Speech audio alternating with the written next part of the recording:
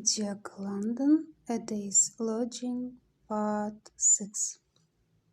Womble stopped a moment to steady his voice and control himself. Then he spoke slowly in a low, tense voice. "Look here, Messner. If you refuse to get out, I'll thrash you. This isn't California. I'll beat you to a jelly with my 2 fists." Messner shrugged his shoulders. "If you do, I'll call a miners' meeting and see you strung up to the nearest tree. As you said, this is not California. They're a simple folk, these miners, and all I'll have to do will be to show them the marks of the beating, tell them the truth about you, and present my claim for my wife." The woman attempted to speak, but Womble turned upon her fiercely. "You keep out of this!" he cried. In marked contrast was Messner's "Please don't intrude, Teresa." What of her anger and pent feelings, her lungs were irritated into the dry, aching cough, and with blood suffused face and one hand clenched against her chest, she waited for the paroxysm to pass. Womble looked gloomily at her, noting her cough. "Something must be done," he said. "Yet her lungs can't stand the exposure. She can't travel till the temperature rises, and I'm not going to give her up." Messner hammed, cleared his throat, and hammed again, semi-apologetically, and said, "I need some money." Contempt showed instantly in Womble's face. At last, beneath him in Wilness had the other sunk himself. "You've got a fat sack of dust." Messner went out. "I saw you unload it from the sled. How much do you want?"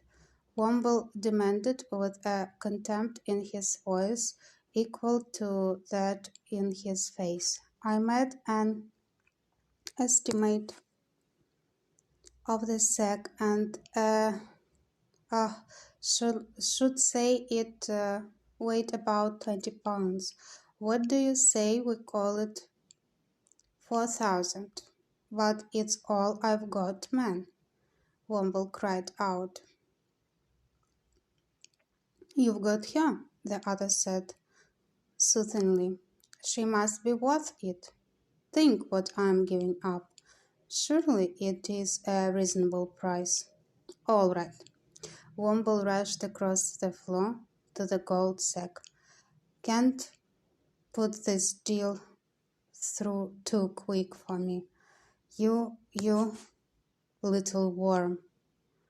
"Now, there you are," was the smiling rejoinder. "As a matter of ethics, isn't the man who gives a bribe as bad as the man who takes a bribe? The receiver is as bad as the thief, you know, and you needn't console yourself with any fictitious moral superiority concerning this little deal." "To tell with your ethics," the other burst out. "Come here and watch the weighting of this dust. I might cheat you." And the woman, leaning against the bunk, raging and impotent, watched herself weighed out in yellow dust and nuggets in the scales erected on the grub box. The scales were small, making necessary many weightings, and Messner, with precise care verified each wedding. "There's too much silver in it," he remarked as he tied up the gold sack. "I don't think it will run quite 16 to the ones. You got a trifle the better of me, Womble." He handled the sack lovingly and with due appreciation of its preciousness, carried it out to his sled. Returning, he gathered his pots and pans together, packed his grub box, and rolled up his bed. When the sled was lashed and the complaining dogs harnessed, he returned into the cabin for his mittens. "Goodbye, Des," he said, standing at the open door. She turned on him, struggling for speech, but too frantic to word the passion that burned in her. "Goodbye, Des," he repeated gently. "Beast," she managed to articulate. She turned and tottered to the bunk, flinging herself face down upon it, sobbing, "You beasts! You beasts!" John Messner closed the door softly behind him, and as he started the dogs, looked back at the cabin with a great relief in his face. At the bottom of the bank, beside the waterhole, he halted the sled. He worked the sack of gold out between the lashings and carried it to the waterhole. Already a new skin of ice had formed. This he broke with his fist. Untying the knotted mouth with his teeth, he emptied the contents of the sack into the water.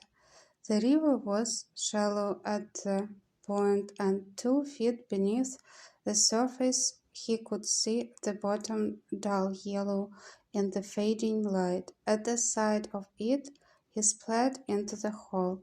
He started the dogs along the Yukon Trail, whinnying spiritlessly. They were reluctant to work. Clinging to the gee-pole with his right hand and with his left rubbing cheeks and nose, he stumbled over the rope as the dog swung on a bend. "March on, you poor, sore-footed brutes," he cried. "That's it, march on."